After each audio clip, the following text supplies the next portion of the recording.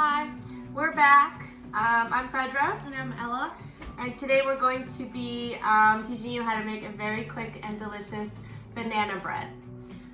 So we have some bananas that we're getting ready to turn, so we thought what better way to use them than to make a banana bread. So what you're going to need for this recipe is 2 really ripe bananas. Whether you know or not, banana bread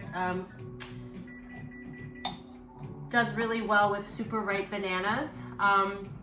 So we're gonna use 3 in this recipe. It calls for 2, but I just added an extra. It just makes it more moist and delicious. So we've already gone ahead and peeled our bananas, and then we're going to be mashing them in just a second. So in one bowl, you're going to be mashing up your bananas. So we have some dry ingredients and some wet ingredients, and we're just gonna incorporate them all and put it in the oven. So it's super easy. You want to preheat your oven to 350, and we've already done that. And then I just went ahead and sprayed a loaf pan. You can use a loaf pan. Sometimes it's a nice idea to use a muffin tin as well. That way you have individual servings, and it's a lot easier to freeze and store for later. So that's always really nice. So we're just gonna run through our ingredients really quick. So right here we have 1 3/4 cup of all-purpose flour. Then we have 1 1/2 cups of sugar, just white cane sugar. We have 1 1/2 teaspoon of baking soda mixed with 3/4 teaspoon of kosher salt, and so this recipe, it doesn't call for cinnamon. I like to add cinnamon to mine, so we added about 1/4 teaspoon of cinnamon. You don't have to, but it gives it a nice touch. And also, I like walnuts in my banana bread. Ella does not. So today we are not including walnuts in this recipe. If you were to include it, I would just do about maybe 1/2 cup of walnuts, maybe a touch more. Some people like raisins, you can throw those in. So whatever you like to do. So those were our dry ingredients. Our wet ingredients are 3 large eggs that we've gone ahead and cracked already. And also 3/4 cup of vegetable oil. I'm using canola oil today. And that's it. So we're gonna start mashing our bananas into our bowl. And the nice part about this recipe is that you don't need your mixer. I was actually gonna use my standing mixer today. I don't need it. So you can just use bowls and a whisk and a fork to mash the bananas. So everything you should have in your kitchen, so it makes the recipe that much easier. So while Ella is mashing up the bananas, I'm gonna go ahead and mix our dry ingredients together. So we have our flour. Just gonna dump that in.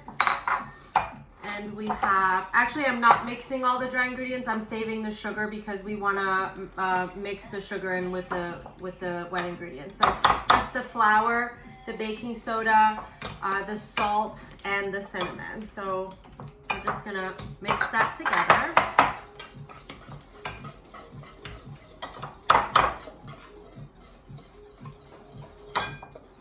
Like that.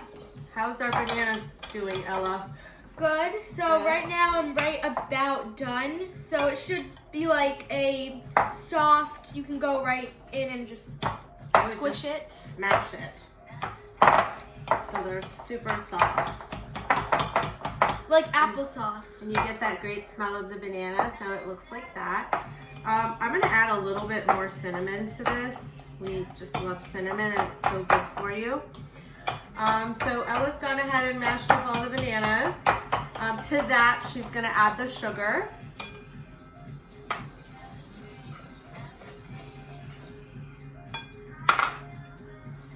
So now we can switch to a whisk. Yeah. If you like. What do you think?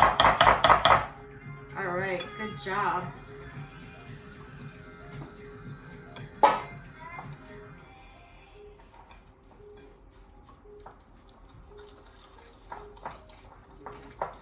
So I'm gonna go ahead and help you with the eggs. So 1, and just mix it up. 2.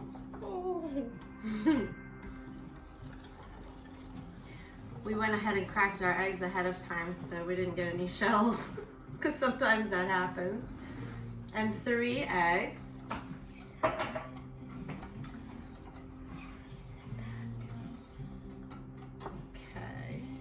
So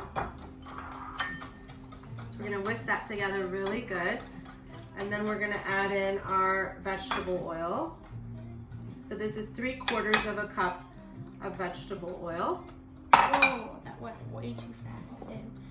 Wait. Because I have my dry ingredients in the bigger bowl, we're just gonna put the wet ingredients in here rather than the other way around.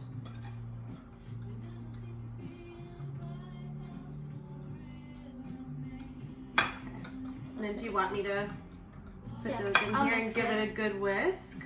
Okay, so we're just adding the wet ingredients to our dry ingredients. Plus the sugar into the dry ingredients. I'm gonna give it a really quick whisk and then Ella's gonna take over. You can make banana bread a few days ahead of time. It keeps really, really well. And like I said, you can store it in the freezer. It's so versatile. We love it, so we make it all the time. So Ella's gonna give this a really good whisk, and then we're just gonna put it in our pan. Easy peasy.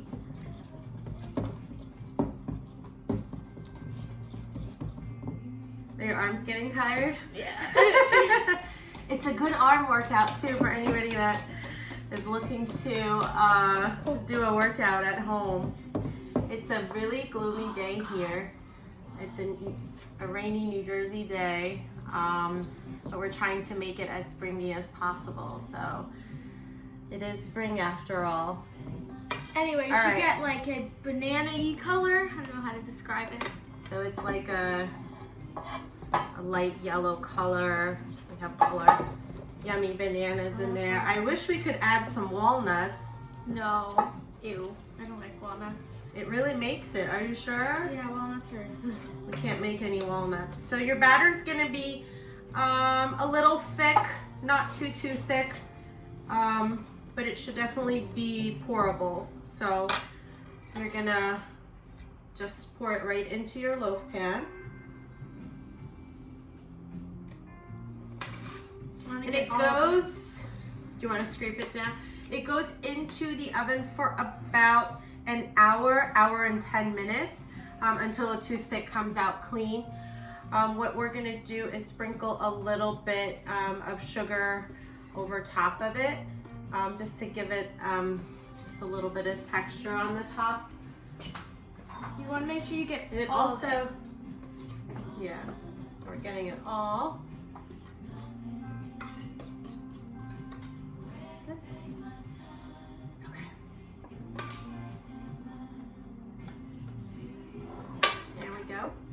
So I'm just sprinkling a little bit of, this is like raw sugar. It's like that brownish color. It gives it a nice color on the top. Also prevents it from rising too much. I like a nice flat banana bread. So there you have it. We're gonna let it cook for about 60 minutes to about an hour and 10. And then once it comes out, I'll have a picture for you. Thank you so much for watching, and we'll see you next time. Bye. Bye.